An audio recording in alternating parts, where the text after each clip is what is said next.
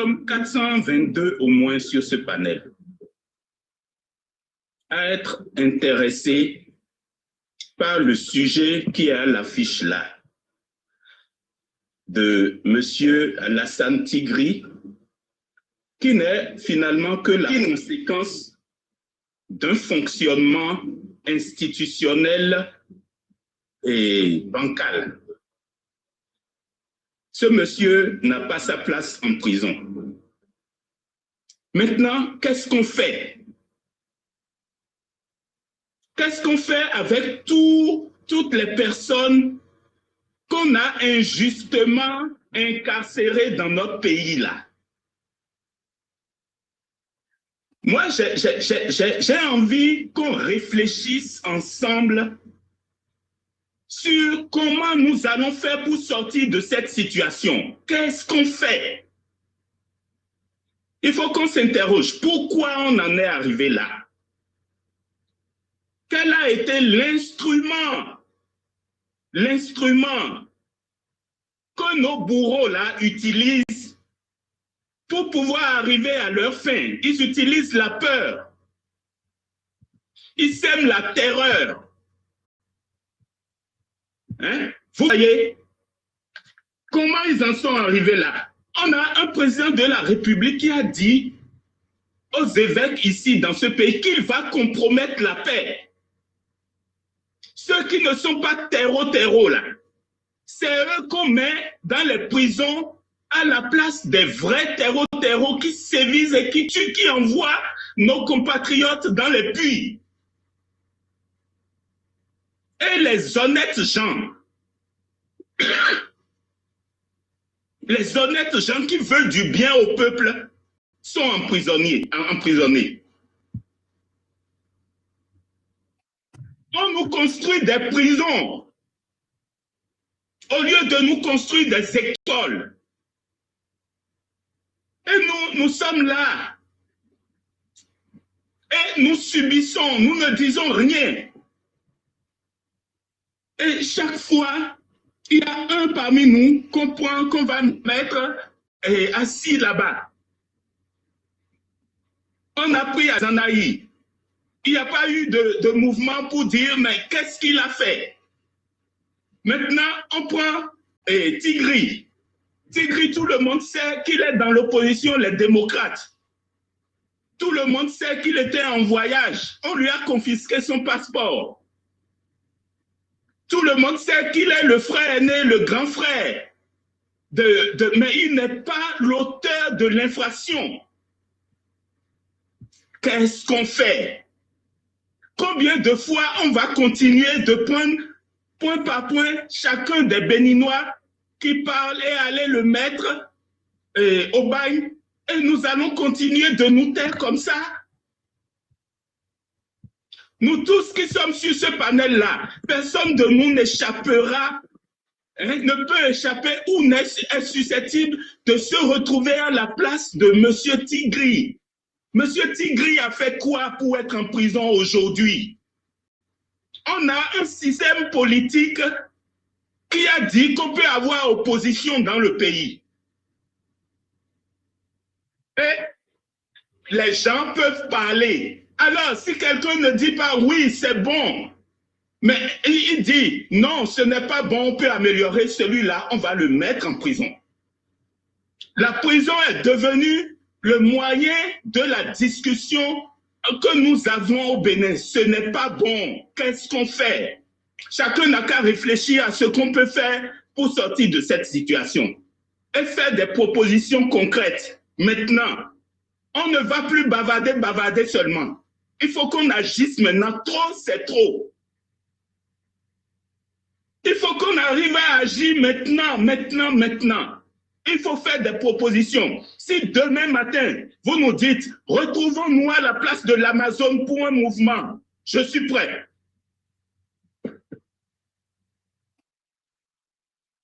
Tout le monde, on doit mobiliser un peu le peuple pour dire maintenant ce qui se passe chez nous là. Il faut qu'on arrête ça.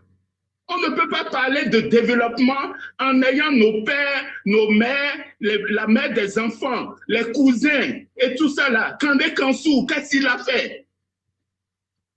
Watowede, qu'est-ce qu'il a fait? Azanaï, qu'est-ce qu'il a fait? Tigri, qu'est-ce qu'il a fait? Aïvo, qu'est-ce qu'il a fait? Hein? Reki Amadougou, qu'est-ce qu'ils ont fait? Maintenant, ça suffit. Trop, c'est trop. Disons ça. Crions trop, c'est trop au pouvoir. Arrêtons la vague des arrestations arbitraires. Hein? L'injustice, l'arbitraire ne peut pas être une arme de gouvernement. Arrêtons ça. Nous voulons construire ce pays ensemble. Et même arrêter le système politique là, opposition, tout ça là. Il faut nous balayer tout ça. Nous, on veut construire le pays ensemble. Ce système politique dont on se sert en disant tel est opposant et on va le mettre en prison là. Il faut qu'on change ça. Ça ne nous arrange pas. C'est des systèmes qu'on va copier chez des gens qui nous ont toujours voulu du mal. Hein? Et on vient dire opposition et tout ça, et après quelqu'un se sert de ça pour éliminer ses opposants politiques. Non, non, c'est trop. J'ai fini, Biafrica. Ok, mais... Un pan de ce qu'on est en train de vivre aujourd'hui, qui est très dangereux, on va le mettre dans un autre domaine pour que nos concitoyens et compatriotes comprennent la dangerosité de la situation que nous sommes en train de vivre au Bénin. Imaginez-vous, vous allez à l'hôpital et vous dites à votre médecin qui vous fait une consultation que vous avez un problème à la gorge. OK, il est en train de vous consulter et puis pour finir, il dit, oui, j'ai identifié un problème à la gorge, mais quand même, d'abord, je vais vous enlever les rognons. Je vais vous enlever vos testicules. Donc, on vous prive de vos testicules. On vous les enlève. Et puis, après, on commence à chercher qu'est-ce qui a causé les problèmes que vous avez à la gorge. C'est exactement à peu près la même situation que nous vivons sur le plan judiciaire. C'est-à-dire, du moment où on a un soupçon sur vous, on va vers votre domicile, on vous prive de liberté d'abord. Et on vous dit, c'est pour les fins d'une enquête de sûreté de l'État. Sans savoir que la sûreté de l'État inclut aussi votre liberté individuelle que l'État doit vous garantir. Et on vous garde là pendant une dizaine, une vingtaine, une trentaine de jours. On commence à fouiller. Simplement parce que, bon, vous avez eu l'outrecuidance de mener quelques petits débats où vous n'avez pas été dans le sens du torrent, que vous avez navigué à contre-courant en disant non, ça ne se passe pas comme ça. Vous avez avancé des arguments qui ne sont pas dans l'air du temps. Dans l'air du temps, tout le monde doit applaudir. Et vous vous dites, non, non, moi, j'applaudis pas. Je suis réfractaire à l'applaudissement. Donc, à partir de là, vous êtes devenu l'opposant public numéro 1. Et on doit vous empêcher de parler, de tenir discours, de tenir des opinions. Mais il ne s'agit même pas d'opinion ici. Ce dont il s'agit, c'est de liberté, c'est de privation de liberté de père et mère de famille qui finalement n'ont rien fait de répréhensible, qui ne comprennent même pas pourquoi on les prive de leur liberté. On les fait asseoir quelque part, ils n'ont pas le contact avec leur famille. Et puis même après, il y a même des situations qui nous interpellent, c'est-à-dire des précipitations avec lesquelles rapidement on prive la personne de liberté. On ne l'a pas convoqué formellement et une certaine presse peut se permettre de dire « Ah ouais, il a reçu » et on ment sur le compte de la personne qui à un certain âge n'a même pas, une personne respectable qui n'a pas été convoquée, qui aurait pu, le connaissant, aller de lui-même spontanément aller se présenter, ce n'est pas un inconnu dans la République. Et ainsi de suite, on est en train d'agencer et après on commence à chercher. On fouille, on prend votre téléphone, on commence à fouiller. Est-ce qu'il a discuté avec tel? Ah, il porte le nom un tel. Et puis, à partir de ce nom-là, tous ceux qui ont eu contact avec lui, potentiellement deviennent des complices. Donc, on va tous les arrêter, c'est-à-dire en faisant de l'extrapolation sur extrapolation, on n'est plus dans la chirurgie que doit représenter le droit avec sa précision et sa rigueur pour pouvoir en arriver à la privation de liberté de quelqu'un où on dit, c'était les motifs de la conférence nationale qui ont été quand on a fait cette constitution béninoise où on a dit plus jamais ces choses-là chez nous. Donc on en revient encore à des éléments d'arbitraire individuel et là on en arrive aujourd'hui à des situations abracadabantesques où maintenant il est temps et il est urgent, vraiment. Et le mot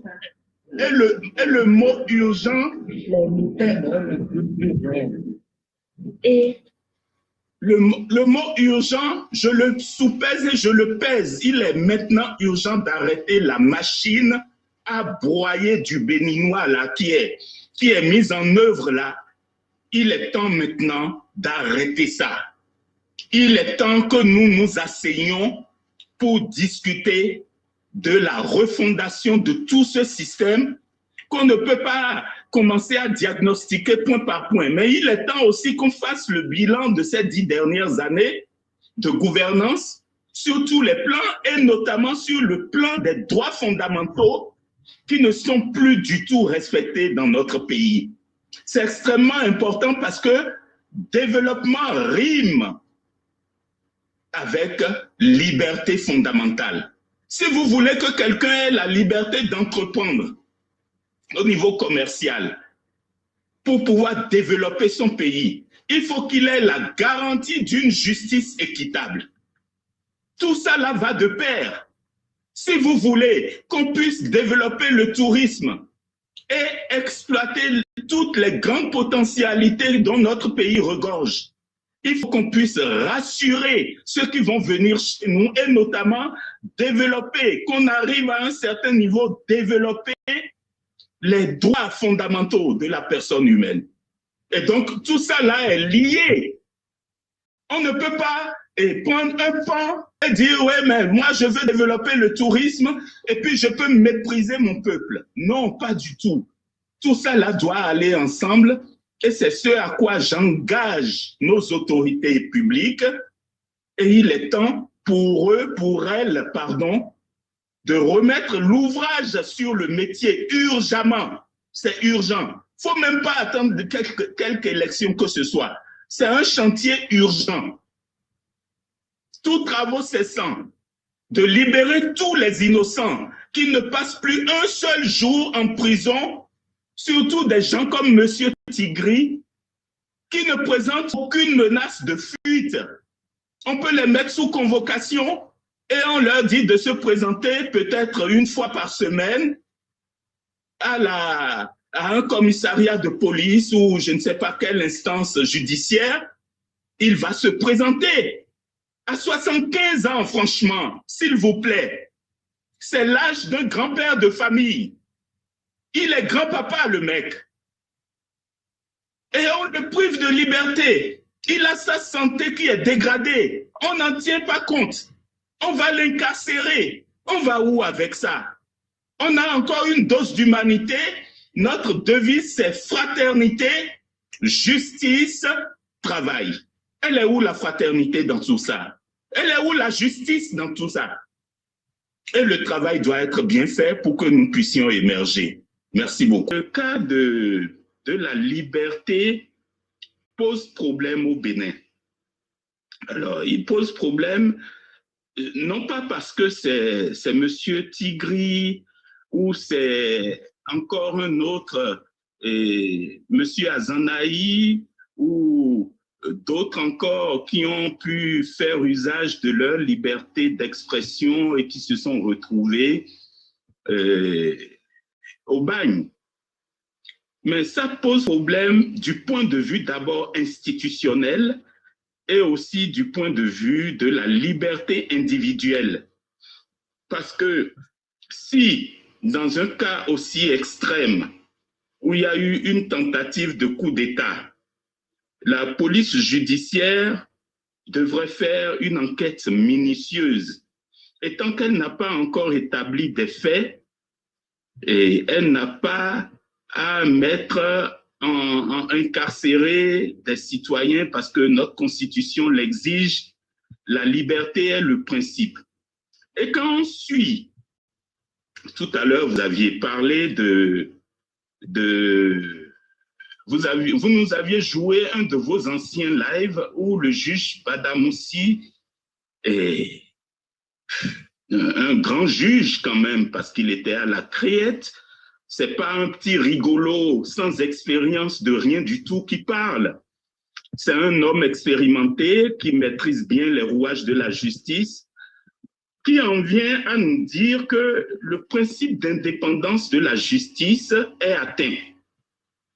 C'est plutôt inquiétant parce que si le principe d'indépendance de la justice est atteint, c'est un des piliers fondateurs de notre vivre ensemble qui est là atteint.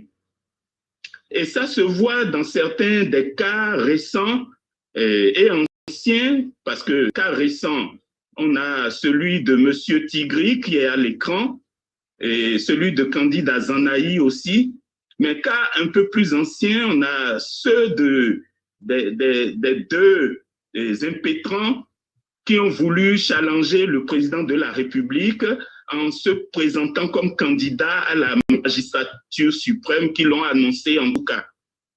Alors, qu'est-ce qui se passe concrètement? C'est des gens qui ont un avis différent de ceux émis par les gouvernants actuels, la manière de gouverner, et ils ont un avis différent. Et c'est ça qu'on appelle opposition. Dans un état de droit, c'est tout à fait normal qu'on ait un avis divergent. C'est comme ça qu'on a fonctionné jusqu'en 2016 dans le pays. Et puis subitement, on ne peut plus avoir ces avis divergents et c'est plutôt très inquiétant. C'est plutôt très inquiétant. Pourquoi? Parce que ceux qui portent ces avis-là, la fois passée, vous nous avez envoyé une liste assez importante d'une dizaine de personnes qui se sont retrouvées emprisonnées. Et ce n'est plus notre fonctionnement habituel de la contradiction qui caractérise l'état de droit. Et c'est là où nous avons de véritables inquiétudes par rapport à des préoccupations qui peuvent être de nature politique, qu'on est en train d'essayer de mettre d'instrumentaliser finalement la justice pour pouvoir faire des règlements de comptes politiques. Et c'est là où nous avons de sérieuses préoccupations et appelons à des solutions politiques aux problèmes politiques et pas des solutions juridiques aux problèmes juridiques. Ça, c'est la première, le liminaire.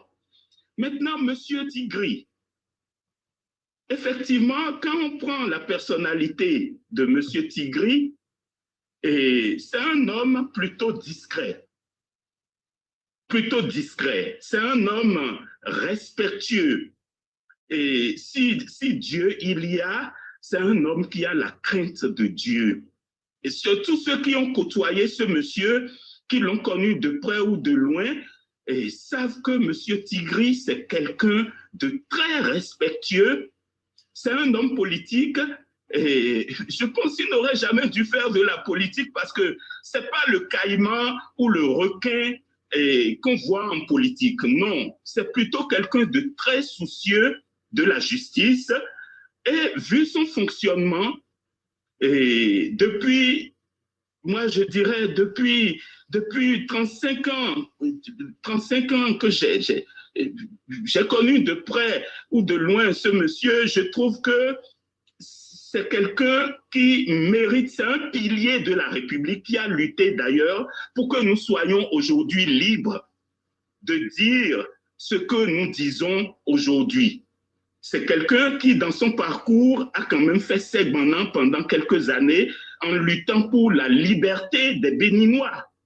Au temps du PRPB, où personne n'osait, et si ce n'est des gens comme Wawa Thérèse, Baparapé et autres qu'on connaît, des gens qui ont osé affronter le PRPB par des arguments et qui ne prônaient pas l'action violente, justement. Et donc, à voir son parcours, on ne peut pas comprendre. Alors, il y a plusieurs questions qui du coup surgissent. Est-ce qu'on recherche la vérité dans cette affaire ou c'est simplement parce qu'on a porté le nom Tigri qu'on devient coupable et qu'on doit être incarcéré? Ça, c'est des questions que nous sommes légitimés à poser.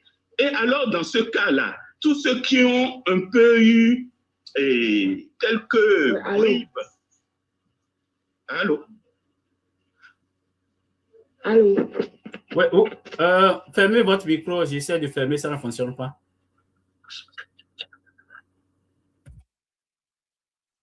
Un acte, finalement, n'est pas criminel tant qu'il n'est pas interdit. Est-ce que le fait de porter le nom Tigri est interdit dans la République du Bénin aujourd'hui? Parce qu'il y a un Tigri qui a commis le 7 décembre dernier une tentative de putsch.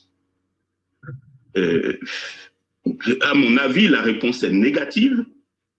Hein? Donc, le nom Tigri n'est pas un nom, si on le porte, qui fait de nous automatiquement être un coupable. Il y a un élément, un membre de notre nation qui n'a pas accepté les choses telles qu'elles se passent et qui a trouvé avec ses compagnons une manière d'attaquer, eh bien, qu'on les recherche. Or, ce qui se passe, c'est que les auteurs même de cette présumée infraction sont en liberté, on ne les a pas inquiétés. Et c'est des gens comme Tigri, le grand frère, qu'on inquiète parce que, voilà, il porte le même nom. Est-ce que c'est parce qu'il porte le même nom ou c'est parce que son avis divergent de réclamer la liberté pour son peuple en tant que membre des démocrates dérange? Ça, c'est des éléments qui ne contribuent pas à nous rassurer. Franchement, on prend les gens et on commence après à fouiller. Ça, c'est le fonctionnement qu'on a observé dans notre pays depuis. Et puis, en quoi? Parce que j'ai lu le journal Le Patriote dernièrement et il y a un journaliste béninois qui a décrypté la question, qui a essayé de poser aussi des questions. Quelles sont les preuves aujourd'hui que le procureur de la République peut, dans une conférence de presse, nous présenter concernant cet homme respectable de la République qui a lutté pour nos libertés? Jusque-là, aucune preuve n'a été présentée. Alors, nous en demandons un peu plus parce que nous ne savons pas. Je m'en arrête là pour l'instant. Merci beaucoup, Monsieur Sauvegarde. On l'avait dit plusieurs fois depuis le dossier Adiavon, en principe, si on veut, s'ils veulent qu'on les prenne au sérieux, lorsque vous avez des soupçons sur quelqu'un, ils ont quand même des ressources. Ils ont des ressources pour mettre des gens sous écoute. Parce que au moment où vous allez arrêter la personne, vous avez déjà des éléments matériels pour confondre cette personne-là. Et quand vous l'arrêtez, c'est que vous êtes prêt, le dossier est solide. Et en ce moment, vous l'arrêtez, il n'y a même pas un centimètre de marge de manœuvre pour pouvoir faire un débat. Malheureusement, ce qu'on a constaté, c'est qu'on vous arrête et c'est en ce moment qu'on court dans tous les sens pour vous coller des chefs d'accusation. On peut même dire quelque chose aujourd'hui et le lendemain, on va vous dire autre chose. Et 3 jours après, on va revenir encore avec un autre chef d'accusation. Donc, on va dans tous les sens. bricoler quelque chose juste pour vous déposer et vous maintenir en prison. OK, je vais voir. Monsieur Maouillon, est-ce que vous voulez prendre la parole? Monsieur Maouillon, est-ce que Monsieur Maouillon souhaitait prendre la parole? OK, peut-être il n'est pas prêt. Je vais faire monter d'autres personnes qui avaient fait des demandes.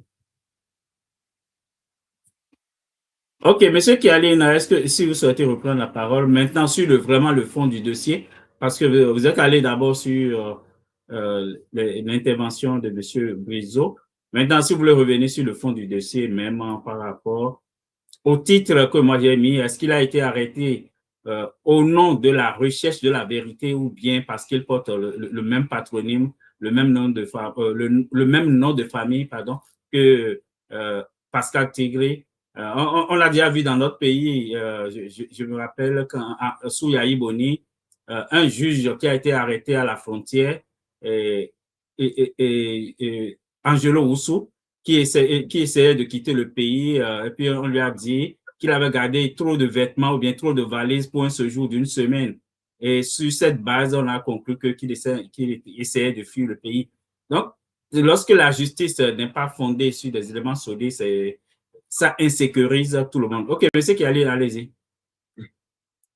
Oui, je crois que l'essentiel, enfin, à la lumière de l'interaction que j'ai eue avec monsieur Brizo, je crois que nous avons dit l'essentiel sur le sujet, c'est-à-dire le fond du sujet a été clair, a été vidé.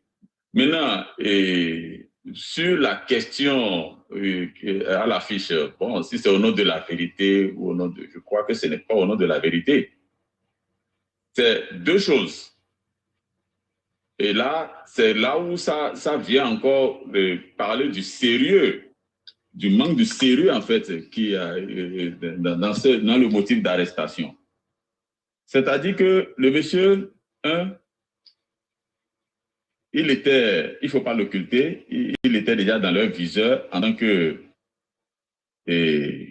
membre d'une partie d'opposition qui, pour des questions d'opinion politique, était déjà mal vu. Donc, de position politique, il était déjà mal vu. Donc, ensuite, il y a la question de son frère qui est venu dedans. Donc, il a le malheur de s'appeler Tigri. Et c'est malheureux. Dans une république qui se respecte, dans une république qui veut qu'on la respecte, je crois que de telles choses ne devraient pas arriver. On l'a arrêté simplement parce qu'il s'appelle Tigri. Et pire, c'est qu'il s'appelle Tigri, c'est un Tigri opposant. Il aurait été un Badamassi, il aurait été quelqu'un d'autre, un Yahweh, il s'appellerait autre chose que peut-être qu'il ne serait pas inquiété, même si son frère est dedans. Vous savez combien de gens sont impliqués dans des choses contre le gouvernement et dont les parents sont toujours connectés là? Si on manque d'arrêter, par exemple, Nadine Okumasu, pourquoi on ne va pas arrêter Nadia Okumasu? Parce qu'elle est de leur côté. Vous voyez? Si c'est comme ça que ça va se passer, le gouvernement ne règle aucun problème. Il ne fait qu'envenimer les situations, les tensions et les frustrations qui vont conduire, malheureusement, à ce que nous sommes en train de déplorer. Il a fait quoi? Il avait fait quelque chose, s'il se reprochait un tout petit peu quelque chose, je suis sûr que ce monsieur ne serait pas rentré. Parce que jusqu'à aujourd'hui, les mandats internationaux qu'ils ont lancés, aucun mandat n'a encore prospéré. Et si les mandats ne prospèrent pas, c'est justement compte tenu de ce genre de situation, de ce type d'arrestation, de ces agissements venant d'un gouvernement qui est censé donner de la garantie, rassurer des gens à l'international qu'il est un gouvernement sérieux.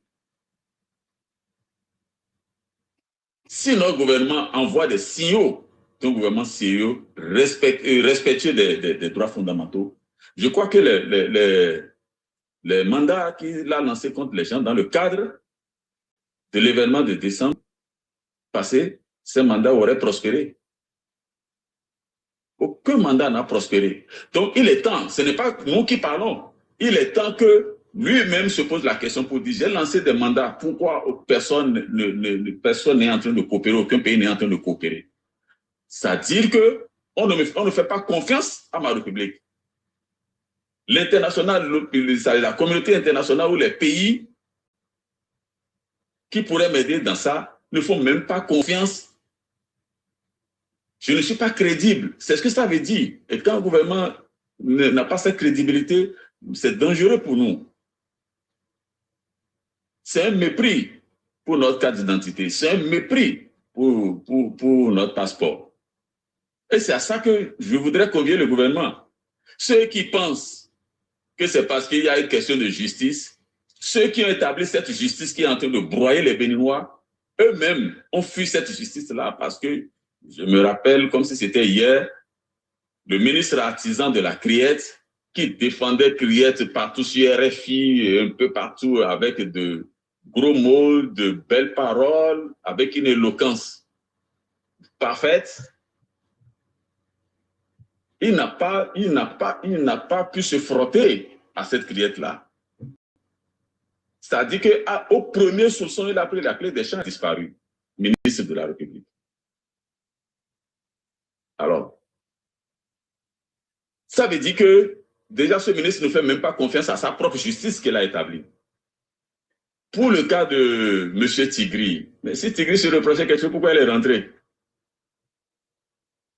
Puisqu'il sait que son frère a tenté quelque chose, ça devrait même suffire déjà pour qu'il ne rentre pas. Mais il est rentré, ça veut dire quoi? Il a donné des garanties que c'est un homme sérieux qui n'a pas fui son pays pour des questions de justice. Ça veut dire que lui-même, en son âme et conscience, c'est que bon, on me pose des questions, je ne me reproche rien, je peux affronter ma justice. Maintenant qu'il rentre tranquillement, on va le prendre, on le dépose, sans dire pourquoi on l'arrête. C'est là tout le danger. Et de cette façon-là, je dis, les frustrations iront grandissant. Ce n'est pas nous qui parlons là, qui sommes une menace pour le gouvernement. Je l'avais dit ici. Jamais nous n'avons entendu Pascal Tigri sur TikTok ou bien quelque part sur YouTube ou même pas sur WhatsApp parler de ce gouvernement. Jamais nous n'avons entendu les capitaines Sambeni. C'est nous qui parlons, c'est nous qui disons. Là où on va, là, il y a danger. On nous a dit que nous sommes des mauvais. Mais ces gens-là qui sont venus secouer le pouvoir le 7 décembre, personne ne les a vu venir. Ça veut dire quoi? Pendant que nous sommes en train de dire que ça ne va pas, il faut qu'ils libèrent Tigri, il faut qu'ils libèrent Azanaï, il faut qu'ils libèrent les autres. Pendant que nous sommes en train de le dire, s'ils trouvent que nous sommes leurs ennemis et que leur seule façon c'est de nous persécuter, moi je leur dis, la garantie que je leur donne, c'est que mon chômage m'a déjà compté aux immédiats. Donc je passe généralement derrière le palais là, ou bien, je ne sais pas, l'aéroport aussi. Ils n'ont qu'à me prendre et aller me déposer là, ils ne vont plus m'entendre parler. Mais en me déposant, ils n'auront résolu aucun problème. Parce que des gens qui sont dans l'ombre, qui ne parlent pas là, c'est eux qui vont agir. Comme Tigri, par exemple, l'a fait. Et c'est ça le danger que nous demandons qu'ils évitent. Nous leur demandons d'éviter ça. C'est jusqu'à l'heure où nous parlons, si la confiance ne peut pas être rétablie entre l'armée et l'institution au pouvoir exécutif, je pense qu'ils ne sont pas en sécurité. Et quand un peuple n'a pas de paix, ses dirigeants ne sont jamais en sécurité. Il faut qu'ils retiennent ça. Quand un peuple n'est pas en paix, ses dirigeants ne sont jamais en sécurité.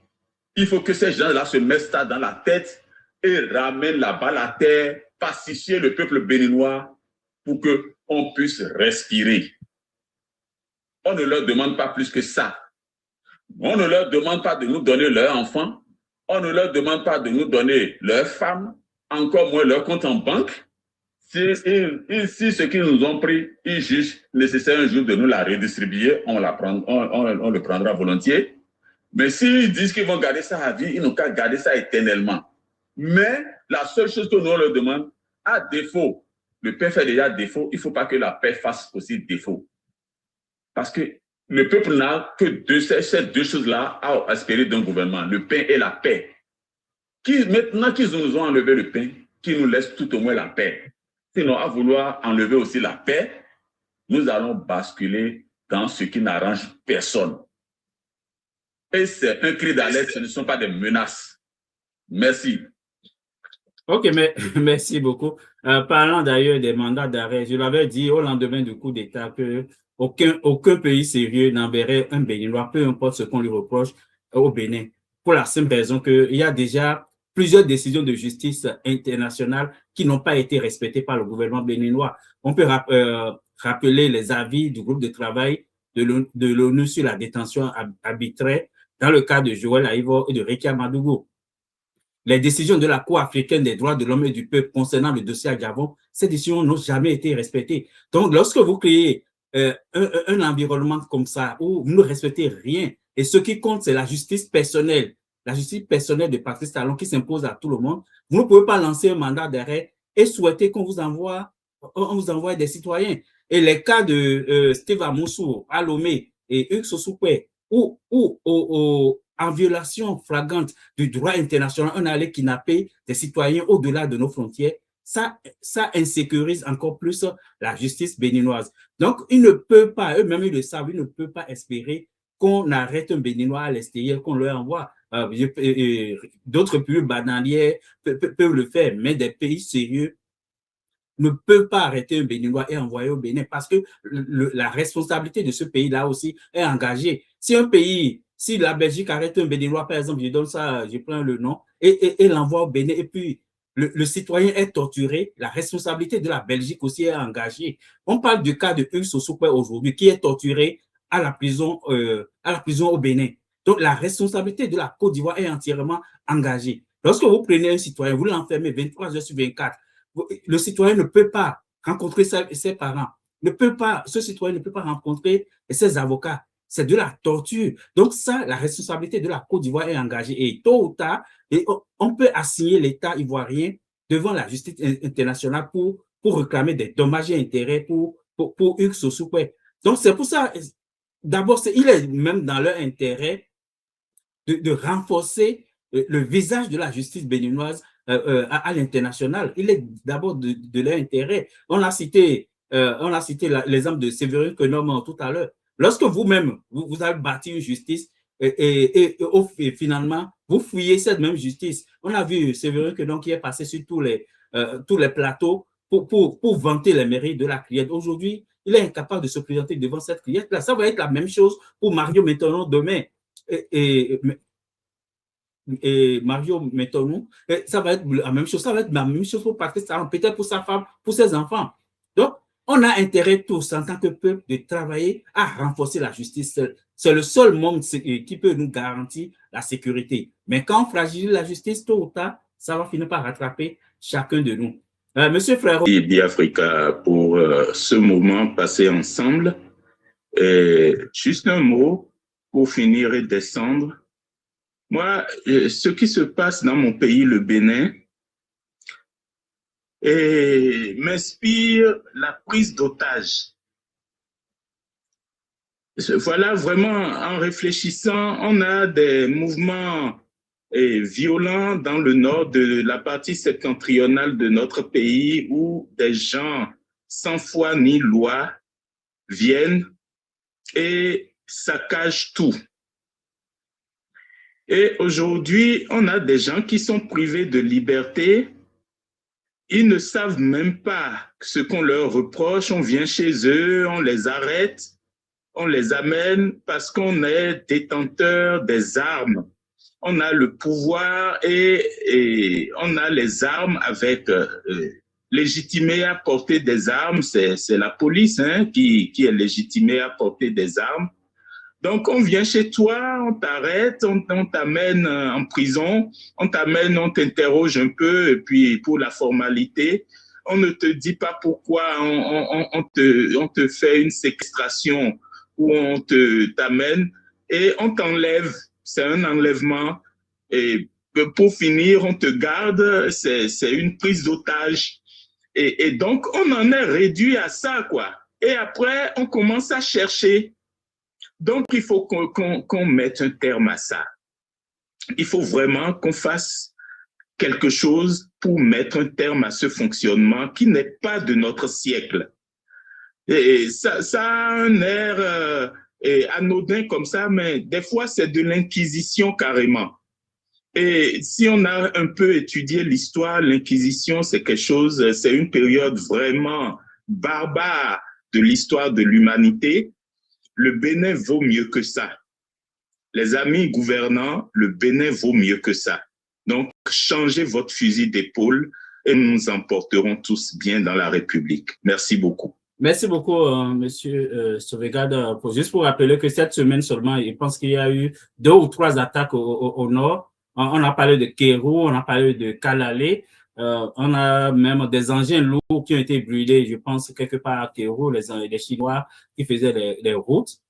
Donc, on a des parties du pays qui sont vraiment en otage où je ne sais pas si on a déployé assez de moyens suffisants pour pouvoir sécuriser ces zones-là. Hier, dans mon live, je pense qu'il y a un militaire qui était passé par ici pour nous dire qu'ils avaient des ressources, des moyens.